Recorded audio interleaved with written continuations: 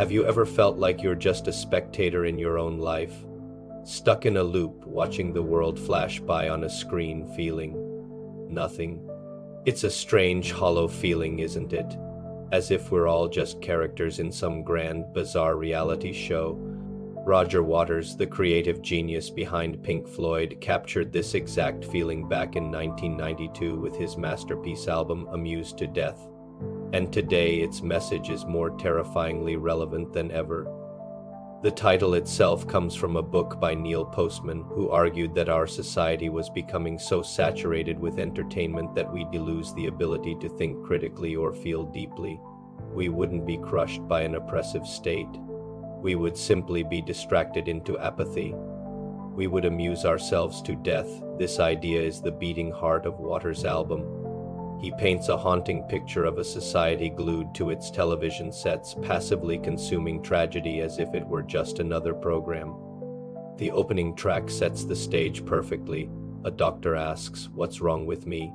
And the patient replies, "This supermarket life is getting long." It's a brilliant line. Our lives have become like endless aisles of products, choices, and distractions, yet it all feels meaningless and repetitive.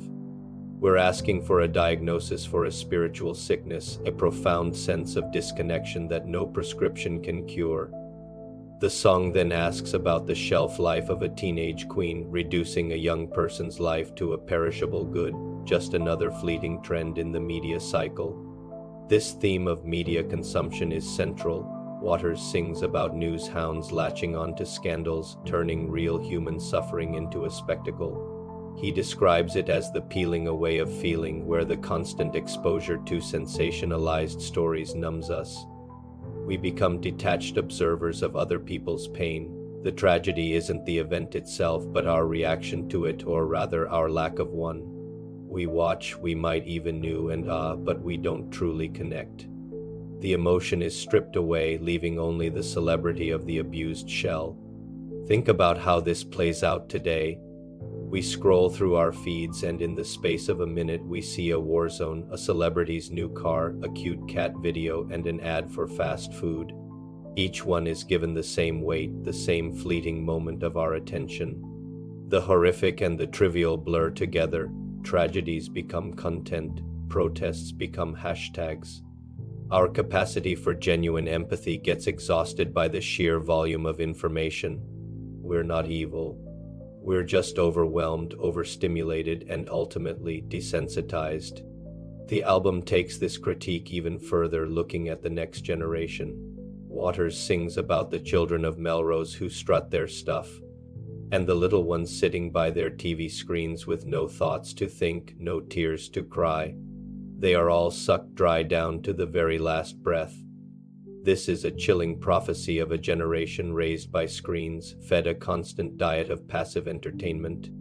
When you're never bored, you never have to confront your own thoughts.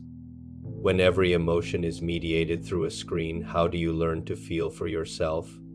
This brings us to the album's title track, Amused to Death. It's one of the most powerful and bleak statements in modern music. The song imagines a future where alien anthropologists discover the remains of humanity.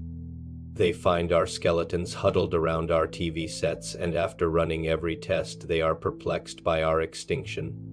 They rule out every other possibility until they are left with only one conclusion: this species has amused itself to death. What a terrifying epitaph. We weren't wiped out by a meteor or a war. We simply stopped paying attention. We were so engrossed in the greatest show on earth, the endless cycle of consumption, celebrity, and conflict packaged as entertainment, that we didn't notice our own demise. We did as we were told. We bought and sold. We drove our fast cars and ate our caviar, all while the world was crumbling. Our last act wasn't a noble struggle, but a flickering light from a TV screen, our final hurrah before the darkness. The final lines are a gut punch: no tears to cry, no feelings left. This species has amused itself to death. It's a direct accusation. The ultimate tragedy isn't death, but a life lived without genuine feeling, a society that has lost its soul because it was too busy being entertained. So what can we do?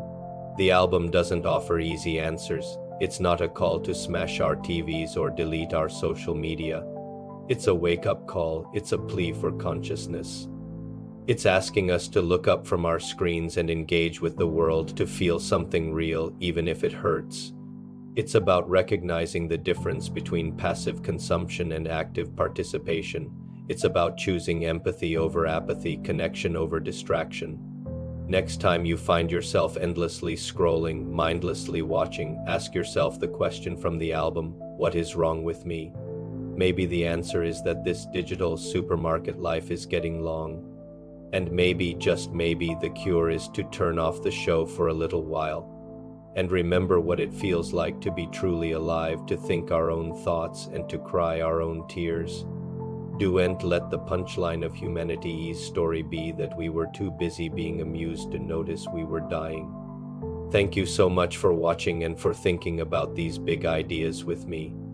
If this resonated with you, please consider liking the video and subscribing for more deep dives into the art that shapes our world. Stay conscious, and I'll see you in the next one.